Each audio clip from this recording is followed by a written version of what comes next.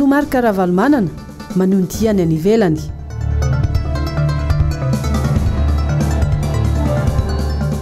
Communal 9 misy fiantraikany hatramin'ny 9 candidat.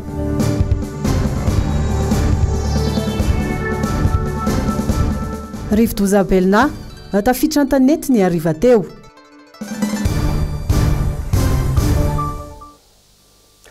Alatsinainy 9 Desambra 2024 amin'ny kafaliana indray tompoko lasy tompoko vavy no iarabananao amin'izao alina izao dia tonga soa atao anatin'ity fotoanany fampalalam-baovao ity ianao ary dia saina amparajana ihany koa anaraka izany hatramin'ny farany.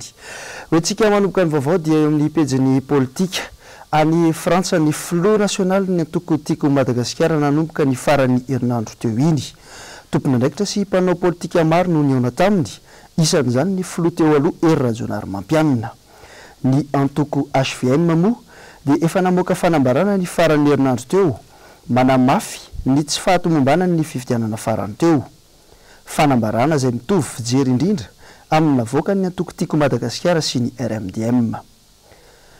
Mifantoka indrindra amin'ny raharam-pirenena eto amin'ny firenena no tena antondian'ny filomarika Ravalomanana any Frantsa amin'izao fotoana izao. Misy ihany koa raha ny vaovao voaray ny fionany tamin'ireo solotenan'ireo malagasy monina sy miasa any Frantsa. Teo ihany koa ny fifampiresahany sy ny fanaovany tatitra tamin'ireo tompona ndraikitr'amboly any an-toerana. Tsy diso anjara tamin'izany ireo mpanara-maso ny tontolo politika momba ny Madagasikara. Izany amin'iny vaovao ara-politika antsika manomboka ny vaovao iny fa nitaraina manoloana ny alabato tamin'ny fifidianana teo ihany koa sy ny tsy fanarahan-dalàna izay niatra tamin'ny candidat iray avy amin'ny commune Antananarivo district-ny Morombe faritra Atsimo Andrefana sady tsy afaka naneno safidiny tsy nanefa ny adidiny ny tenany no mbola tsy afaka nanao fampelezan-kevitra ihany koa. Jessica Miray sy Tahir Niaina.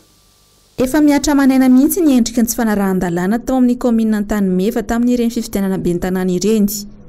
Candidat ireny lasaka ben'ny tanàna Patrick Andrianantenaina. Nanomboka ny fotoanany fampelezan-kevitra no bahanana miaramila maro ny lalana mihazo any Antananarivo. Norarana tsy nahazo niditra ny tanàna izy.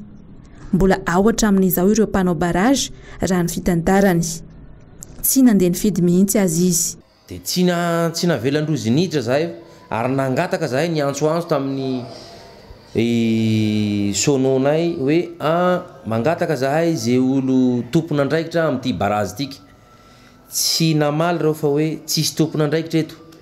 Dia mba nanontany zay hoe iza no naniraka anareo teto. Dia hoe ny miaramila no naniraka andreo teo, ny miaramila ny tompona andraikitra amin'ity eto. Avy hatrany tifitra nahazo ny namanay, tifitra nahazo ny parabrise ny tômôbila mitondra anay, tifitra koa ny mahazo ny pneu sy ny sononay. Ary betsaka ny namanay vaky loha, vaky maso, maratra. Niala moa zahay satria efa betsaka ny maratra dia nandeha zahay tany toy. Vita ihany ny propaganda. Tonga ny andro fandatsaham-bato, mbola eo ihany ny barazy. Tsy manaiky anay handatsa-bato nefa candidat ny tenako. Ty raha ty zany fa ny candidat mpanjakana zany ty fitondra ty. Maninona raha tonga dia tendrena manaka ny gouverneur koa reo. Fa tsy tokony tsy tokony vahoaka maratsa-bato. Tonga dia tendreonareo hoe ihany mapetrakinay amin'ny merareo eo. Amin'izay zahay mijano fagnanareo fitondra toy. Tsy vitan'izay no robaina avokoa ny fananany. Nalainy miaramila mihitsy hatramin'ny ombiny. Tsy resaka raza no nangalandro an'io fa politika ny nangoronandreo aombinay ireo. Avy eo nalandrozy koa gnanay. Efa 620 koa gnombinay. La nanontany anay miaramila. Tsy dina koa niaraka amin'rozy tamin'io fa miaramila avy hatragny. Tonga dia nasia taly aho, tady ny tagnako, fatora miaraka amin'ny délégué mpanjakana, chef de village. Nalefa tany aia ombinareo. Tonga dia mandrava manenty izao avao. Nefa nareo Antananarivo atoy lavy tsy maheno an'izao. Zay ny evianay ato io. Lany gna ombinay igny ao. Lany gna ombin'ny district-ny Morombe igny. Raha tamin'ny Remenabile igny ndraiky ataondrozy ao. Ka anao kory ny elian'igny vahoaka. Ny vahoaka ao an-tanà hoe naniky zao zay omby mbo tsy nalandrozy amin'izao fa vilivily aby. Fa navily fa matahotsy fa dahalo fanjakana koa ro aminay agny amin'izao. Raha izay ny fampiresaka tamin'ny Patrick nangano any mihitsy ny masony ny tantarany nanjo azy. Mihoatra ny tokony ho izy loatra ny fanapara-pahefana. Toy ny tany tsy misy lalàna ny aminay hoy izy. ampahafantatra ny zava-misy any an-toerana mihitsy no ny akarany taty Antananarivo satria efa verevitra loatra ny tenany sy ny mponina hiara ny antson'izay toa azy any aminy. Efa betsaka ihany ny fitaranana nataony saingy tsy nisy valiny ary tsy nisy ny aino. Fa namaky Bantsilana ny fahitany manodidina ny fifidianana farany teo ihany koa ny député Marie Goulamali nanao fanambarana ny tena no maly tamin'ny tambazotra sosialy ary dia nitafa tamina mpanao gazety tamina fandarana tamin'ny onjam-peo ihany koa androany. Leo arahantsika ny andinindinizay teo amin'ny sariny toky Ramarola. Tsy raha tokantrano tim irery mihitsy ny fitoroana ny fisina osika sy alabato tamin'ny fifidianana communal farany teo. Antsiombe dia nampibaribar zany ny député tsy miankina Marie Goulamali voafidy tany an-toerana. Nanao fanambarana tao amin'ny pejiny ny sabotsy lasa teo ity solombavam-bahoaka ity nanitrikitrika fa nisy ny fanomezana karapanondro zaza tsy ampitaona 10, 12, 12, 13 ary 14 taona izay asaina mandatsabato satria ny voasoratra ao anaty lisitry ny mpifidy ary anjatony maro zany. Tsy azo leferina mihitsy araka ny nambarany. Amin'ny mahasolombavam-bahoaka ny Madagasikara voafidy eto amin'ny distrikty Tsiombe ny tena koa i Marie Goulamali dia manambara ho rentany ho rendanitra fa fotoana izao ny amongorana ireo tambazotra izay mpanao sy nanatanteraka izany osika izany. Atao hivoaka Bantsilana daholo izany rehetra izany mba hahitana ny tena marina satria tany-tandalany Madagasikara ho ihany izy. Ny aiky moa ity solombavam-bahoaka ity fa nisy ny lesoka ny tsy fahatomombana isan-karazany ny fividianana ireo délégué-ny hafa ny lisy mpifidianana tsy tomombana mandritra ireo fifidianana ny fandimby. Mbola mitoy amin'izay raharam-pirenena izay ihany dia naneho ny heviny manoloana ny tsy fanarahan-dalàna izay miseho sisy lany eto amin'ny firenena ihany koa ny filohan'ny antoko politika fanare na ny antoko politika fanjakana aman-repoblika ihany koa. Nambarany fa tsy fanjakana ny vahoaka malagasy ary ny fihetsika izay ataon'ny fitondrana amin'izao dia tsy araka ny tokony izy tsy mifanaraka amin'ny tokony fitondrana ny vahoaka ihany koa. Leo rahantsika ny andinindinizay Germaine Menjanary sy Mano Randre Malala.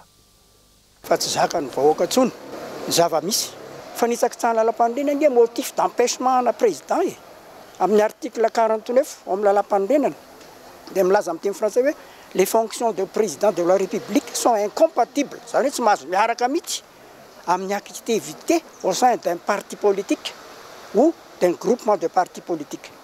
Ny RD nefa groupement de partis politiques ary ianao mijoro amin'ny candidat RD ireo député ireo zany dia tsy manara-dalàna tsy mety loatra le zavatra atao amin'izao hitazomana fahefana dia mandika lalàna lalam-pandrenana didy pitsarana didiana rehetra lava ny président.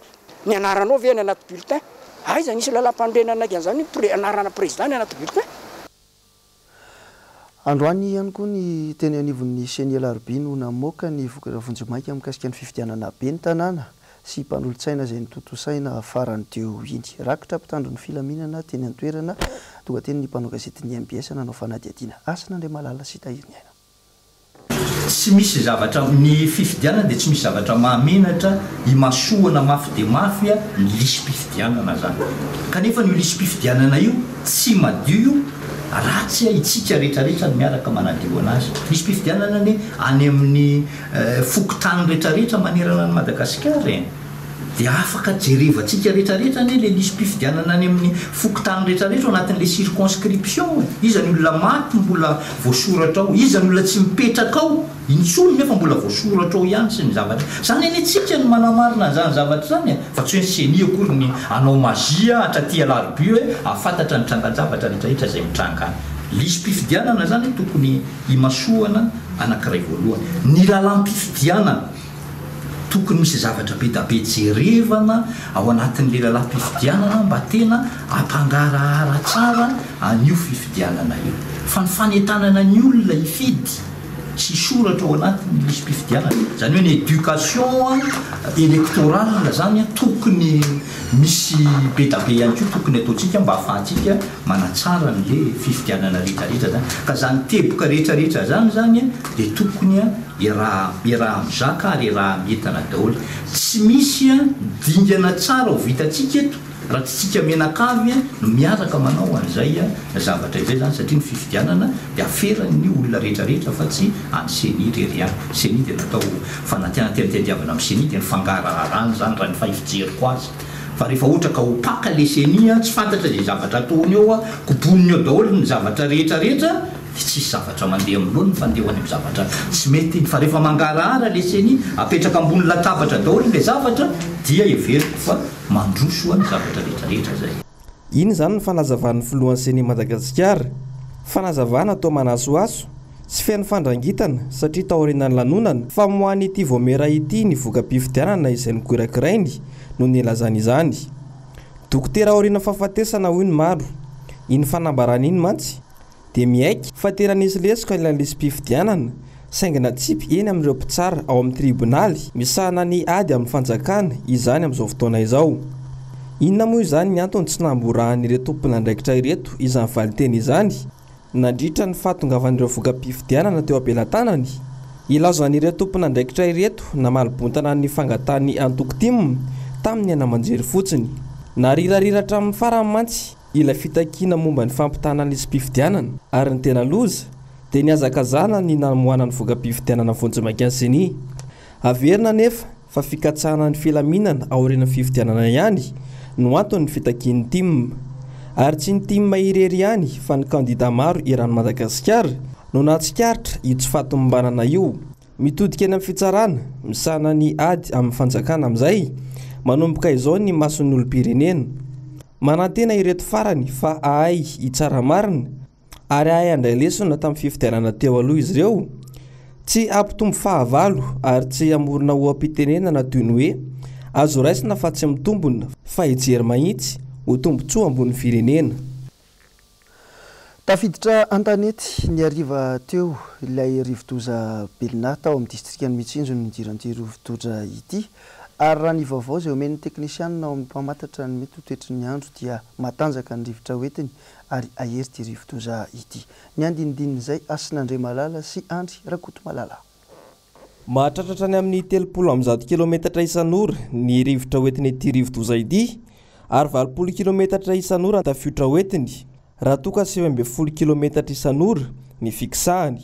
Ho an'ny eto Analamanga manokana dia ora-pahavaratra lohatreto no mamaritra ny toetrandro. Mahakasika ny Antananarivo dia efa nahazo orana izy zany maly zany hoe ny toetrandro io maka misy ifandraisany fa efa nazorana izy maly dia mbola azo koa izy androany dia mbola azo ihany koa rahampitso. Raha ny hoe ny vataben'ilay rivodoza aloha tsy avy amin'iny ny avian'ny orana fa efa ora-pahavaratra zany fa naizana zany mifandray ihany ny toetrandro manerana ny Madagasikara. Ho an'ny faritany Mahajanga dia mbola loza miatra ho an'ny aniosy rahampitso.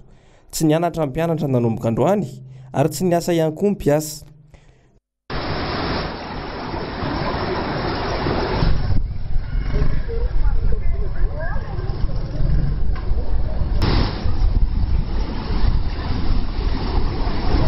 Toy izao kosa ny filazana loza. Loza amin'ny tatao any Boeny, Besalampy, Morafeny be, Ambatomainty, Mainty rano, Maheva tanàna, Kandreo, Antsalova, Miandrivazo. Loza manambana kosa ho an'ny Bongolava, Belotsirbina, Morondava, Mahabo ary Manja. Izany hoe mianatsy miakandrefana hatrany ny zotran'ity rivodoza ity. Eo amin'ny sehatry ny fahasalamana kosa indray dia nanomboka androany ny fihaonam-be iraisam-pirenena izay atao etsy amin'ny Akademia Malagasy eto Tsimbazaza momba ny aretin'ny taovam-pisefoana sy ny aretina mpahazo azy ka hifarana ny Alarobia 20 Desambra ho avy izao. Voka-pikarohana maro no ampahafantarina amin'ny alalan'ny valandresaka ary misy ihany koa ny fifampizarana traikefa amin'ireo samy mpitsabo. Lorette Berton teo amin'ny rindran-tsary ny Tahiriny Aina. Karazana aretina mpahazo ny taovam-pisefoana ny antsoina hoe melioidose. Aretin'ny biby izy io ary mifindra amin'ny olombelona avy amin'ny rano na toerana mandombando izay irobohana. Miditra avy amin'ny maskoditra ilay mikroba ary manamora ny fidirany ao anatin'ny vatan'olombelona ny fisiana ratra na bay amin'ity farany. Mitovitovy amin'ny raboka ihany ny fisehon'ny soritra ity aretina ity ka tsy hita raha tsy efa manao fitiliana lio. Olona enina aloha hatreto no efa fantatra fa voa eto Madagasikara. Ankoatra ny melioidose dia misy karazany maro hafa ny aretina mpahazo ny taovam-pisefoana. Raha vonkohaka ianao zany dia marary izay ny tratranao fa tsy misy an'ilay hoe araka ny filazan'ny olona ny ankamaroan'ny olona moa amin'izao fotoana izao dia miteny hoe kohaka normal.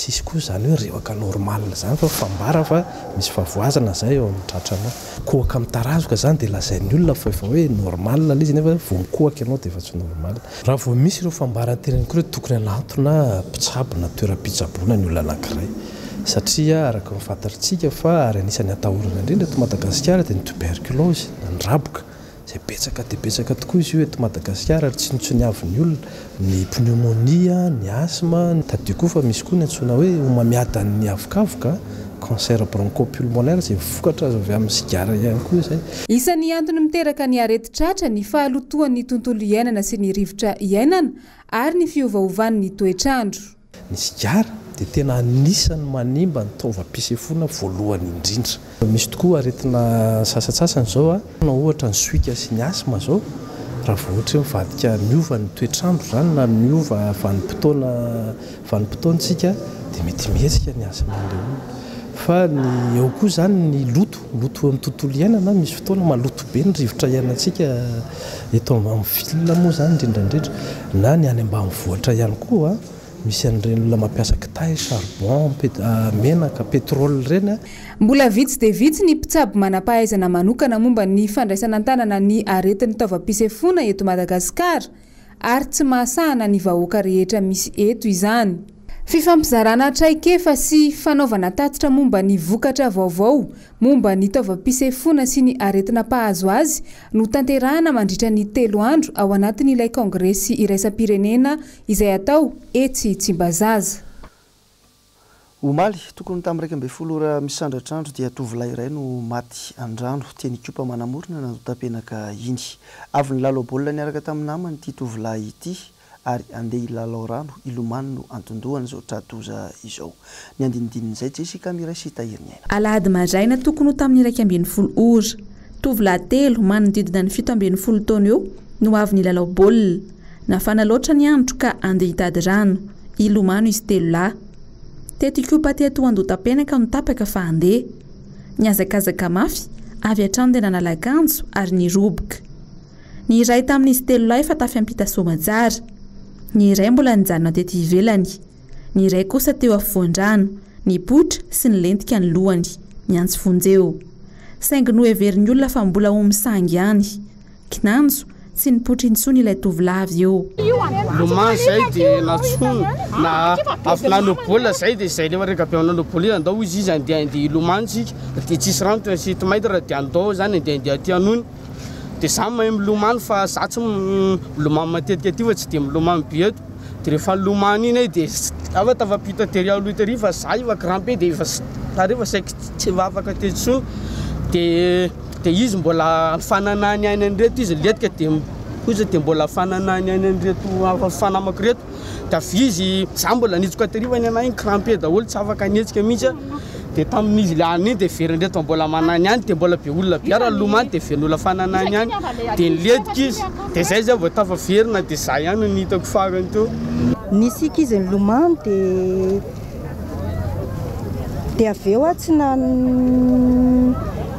ohatrany miantso fonjeo izy ohatrany tsy mety tsy mahay milomano angamana izy fa loentan'ny afana entany ohatrany hoe mafana be avy ny lalao baolina dia tonga dia niletika avy eo tonga dia niletika izy avy eo zareo zany avany andeha ilomano manalakanjo mifampiany ihany izy hoe sao dia fadika sola izy dia mifampiany ihany dia tsisy an'izany dia nitsoraka izy 3 dia namany ray fa tonga terapita dia izy vao nitsoraka dia niantso vonjeo dia verinay fa miany ihany izy le miokoka io dia efa mipotra iny roa izy aloha dia verinay dia le namany ery zany hoe ilay tsy vonjeo fa tsy afaka io fa vonjeo fa tsy afaka dia rehefa tonga eto akaikaiky eto izy dia milohany amin'izay nipotra dia ny tagnany dia niletika izy dia tsy hitana intsony fefakadiny taorian'ny filetehana tonga ny mpamonjy voina saingy efa tsy nisy aina intsony ilay tovolahy fa eo amin'ny vaovao mifandraika amin'ny fitaterana kosa indray dia tsy manaiky ny fansorapotaka ataon'ny mpitatitra sasany azy ny trano fiatohana mama hiakatra avoavo ny raharaha ho ny tompona andraikitra nanambara teny amin'ny fobe iny androany rafo razafy mahenina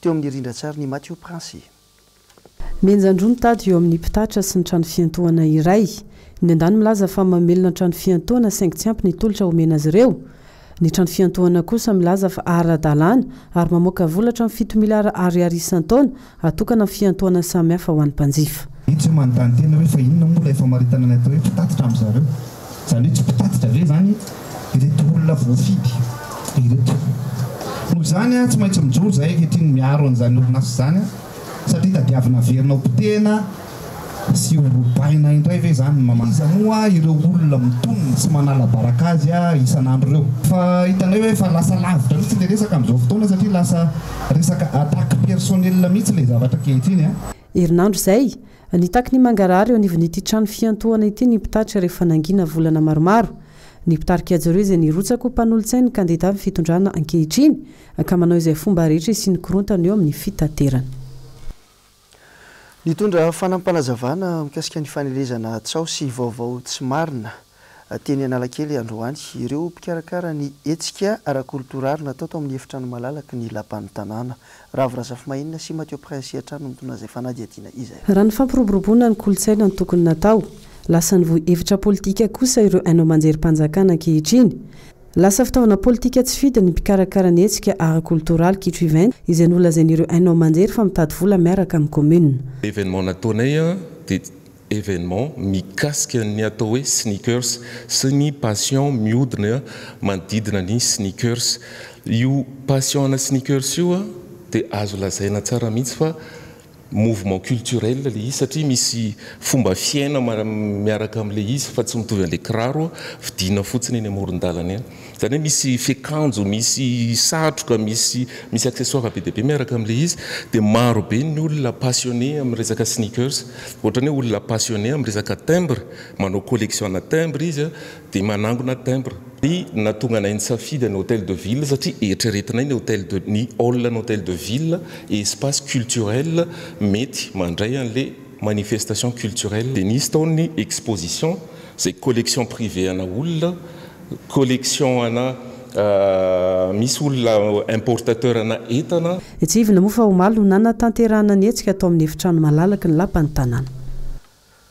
Fa amin'izao fankalazana ny herinandro ho an'ny zon'olombelona izao dia hetsika maro no nentina nanamariana izany. Anisan'izany ny fihaonana teo amin'ireo solotenan'ny firaisamonim-pirenena sy ireo mpisehatra ao anatin'ity fikambanan'ny zon'olombelona ity.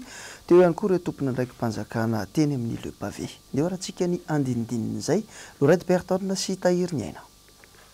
Mipaka mivantana amin'ny andavanandro ny vahoaka malagasy mihitsy ankehitriny ny endrika tsy fanajana ny zon'olombelona. Miainga hatrany amin'ny madinika indrindra ka hatramin'ny raharagoavana.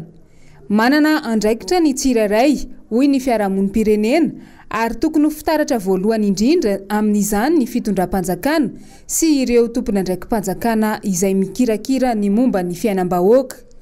Fifamelana sy fampihavanana no lalana ahafahana mampanaja ny zon'olombelona eto Madagasikara fa tsy fifaniliana tahaka ny miseho ankehitriny.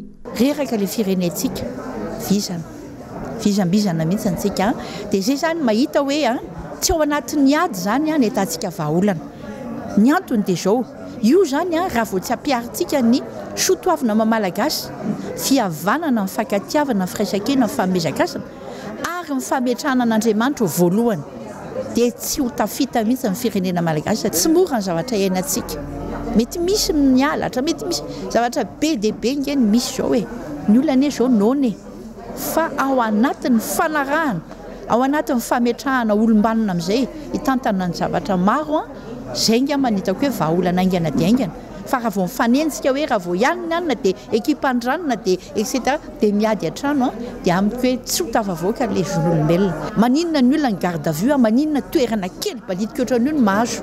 Zany nge dia efa tsy fitsonjovana vahoaka zany fa nitsakisahana zon'olombelona nge zany. Dia zay zany manao antsoavy hoe misy zavatra kely dia kely fa kely fa mety hoe tokony ho jerentsika mba hahafahantsika manafitra ty firenena malagasy ty. Nafana ny ady hevitra teo amin'ireo solotena ny fiarahamonim-pirenena misehatra eo amin'ny fiarovana ny zon'olombelona sy ny tompona ndraiky mpanjakana izay mikirakira sy mifandray akaiky amin'ny trangana tsy fanajana zon'olombelona. Tafiditra indrindra amin'ny hetsika ho fanamariana ny herinandro iraisam-pirenena ho an'ny zon'olombelona ity hetsika natao tetsy Antaninarenina ity.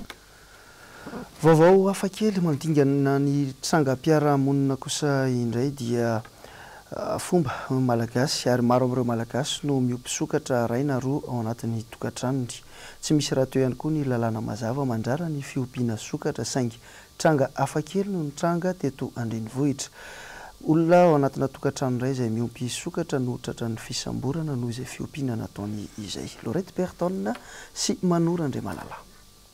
Samy mahafantatra ny malagasy rehetra fa tsy azo atao satria voararany lalàna ny manondrana sokatra any ivelany. Betsaka kosa nefa ny miompy sokatra ao an-tokantranony noho ny tombontsoa ara-pahasalamana sy araka ny finoana azo avy aminy. Zavatra be ny azo amin'ny sokatra, fahasalamana, mety fanafody ihany koa izy. Raha vao misy sokatra anankiray ao anatin'le fiompiana io dia mahasalama ny sokatra amin'ny olombelona ary mahasalama an'le biby ompianao koa. Any aloha manany anaky telo any Fianaratsoa mitondra soa amin'ny tsy misy aretina mahazonao mihitsy zany raha ohatra hoe ny aretina eo indrindra aretina mifindra zany tsy misy aminay.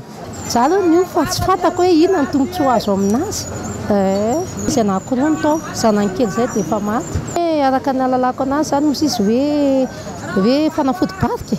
Rehefa miompy anazy zany dia tsisy barika eo amin'le toerana ohatra hoe miompy koa zany ianao dia tsisy barika. Zay aloha fahalalako anazy zany aloha. Raha zako an'ny sokatra aloha ilaina izy raha an-trano rehetra andro fahavaratra ohatr'izao zany sokatra ilaina pahenoko amin'ny tenin'olon-dehibe ody varatra ny sokatra. Dia zay zany ny ilaina ny sokatra raha hoe fahazahoko azy aloha hatramin'izay. Tsy manana fa raha fahalalako azy hoe ilaina izy zany fa le ao aminay tsy izy. Tranga iray niseho tamina tokantrano fandraisam-bahiny lehibe iray teto Andrenivohitra. Mpitandro ny filaminana maromaro no tonga ny sambotra ny tompotrano tahaka ny sambotra Jiolara Indainy. Antso-jay no nandraisan'ny tompotrano izany satria vehivavy iray milaza ho tompona andraikitra ambony eo amin'ny ministeran'ny tontolo iainana no tonga nampiorohoro sy nanambatra fahefana. Mialohan'izay dia nisy olona roa naka sary ilay sokatra tao an-davarangana ary lasa avy eo. Nosamborina niaraka tamin'ny sokatra moa ny tompotrano ary nandesina avy hatrany natao garde à vue. Noho ny sokatra iray no anasaziana olona. Atao ahoana izany ireo olona marobe eto Madagasikara miompy sokatra isa-tokantrano raha toka sokatra iray no ampigadra. Tsy misy manko ny lalàna mandrara ny fahafahana miompy sokatra iray na roa ao an-tokantrano. Ary tsy afenina fa maro amin'ny manam-pahefana aza no manana izany no ilay finoana fa mitondra voka-tsoa ny fiompiana io biby iray io. Ndeha hivadika amin'ny vaovao amin'ny lafin'ny finoana isika ao anatin'ity vaovao manaraka ity. Ny farana omaly alahady valo Desambra teo ny fankalazana ny fahadimapolo amin'ny zato taona ny fiangonana Jobily ny fiangonana Miandrarivo Fifaliana eny Mahitsy eny. Niavaka tanteraka ny fanamariana izany ary maro ireo hetsika nentina nanatanterahana ny fankalazana. Ndeo raha antsika ny andinindininy teo amin'ny rindran-tsary ny toky raha maro lahy. Ary ny endry no hitondra fanatitra ho an'i Jehova amin'izao taona Jobily izao. Zay no teny fikasana no entina nanorenana ny fankalazana ny Jobily fa 50 taona ny fiangonana FJKM Miandrarivo Fifaliana. Ny tanjona tamin'ny fankalazana dia fanatsarana ny atiny sy ivelan'ny fiangonana izay azo lazaina fa vita soamantsara amin'ny ampahany ihany anefa izay ezaka natao. Misy ny mbola tsy vita ary tsy maintsy ezahana ny amin'ny tany azy fa isaorana Andriamanitra izay rehetra vita ary apetraka amin'ity izay mbola fitohizany ny asa rehetra. Ny fanavoazana ny trano fiangonana izay no isan'ny vato fehizoro ny ity fankalazana ity. Tsangam-bato izay tsy tanteraka raha tsy noho ny talenta sy ny fifanomezan-tanana ireo kristianina dia ny reny fiangonana sy ny zanakam-pielezana izany. Jobily moa no mifarana fa ny tetikasan'ny fiangonana dia misy asa mandrakariva miandro ny fiangonana izay mbola tetikasa anatin'ny Jobily ihany zany eo vitaina miadana mandra-pahavita ny tetikasa rehetra izay voasoratra lahatra ny komita fa 50 taona zany. Ity fiangonana ity moa dia eo ambany fitarihan'ny mpitandrina Rafidy Manana Joe Andrenaivo. Ny fanaovana trano itoeran'ny concierge ary ny fanatsarana ny trano vatom-piangonana dia mbola samy ao anatin'ny vinavinanasan'ny komity ny 50 taona ary eritreretinay fa ho tanterahany zany ho vitan'ny fiangonana amin'ny fotoana tsy ela. Teniko dia misaotan'Andriamanitra lehibe no nifahavitan'ny 50 taona engany mba hitoetrany ny fiasan'ny tanànaka fiangonana Miandrarivo any ao arivo. Efa mahatratra 500 ireo mpino tonga mivavaka ao amin'izao fotoana. Fanakatonana ny taona Jobily ny FJKM Miandrarivo Fifaliana moa iny fa efa miresaka an'izay ihany koa isika dia fitaom-pivavahana lehibe no nentin'ny antoko-pihira Asafa ao amin'ny fiangonana FJKM Antanety nanakatona ny 40 taona ny Jorony. Nisy ny tatitra momba ny ezaka vita nandritra ny taona. Dia rahantsika ny andinindininy izay eo amin'ny rindran-tsary ny Germaine Menjanary. Hidera any Jehova aho raha mbola miaina koa salamy fahenambefapolo amzato andininy faharoa tapany voalohany. Io no tenin'ny soratra masina isalorany antokopihira asafa ao amin'ny FJKM antanety fitahina nandritra ny fanamariana ny fahenipolo taona ny jorony ho an'ny filazantsara. Tsy mora ny dingana nolalovana saingy tarigetra hatrany ny ijoro ho an'ny Kristy eo amin'ny mpiarabelona ary hitory hatrany ny filazantsara.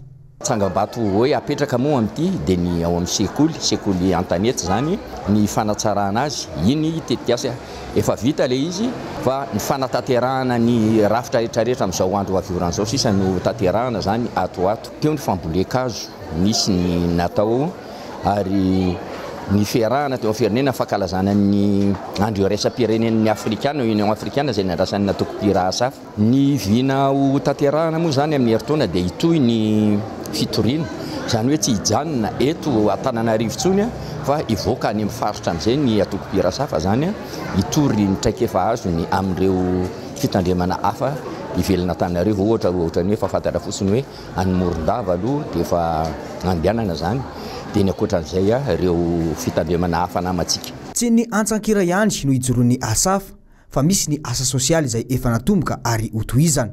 Fa ny pompivavahana ho famaranana ny fahenipolo taona no natao teto fa mitoy ny fijoroana ny ovavolombelon'ny Kristy sy ny fitorianan'ny filazantsara ho an'ny antokopihira asafa antanety fitahina.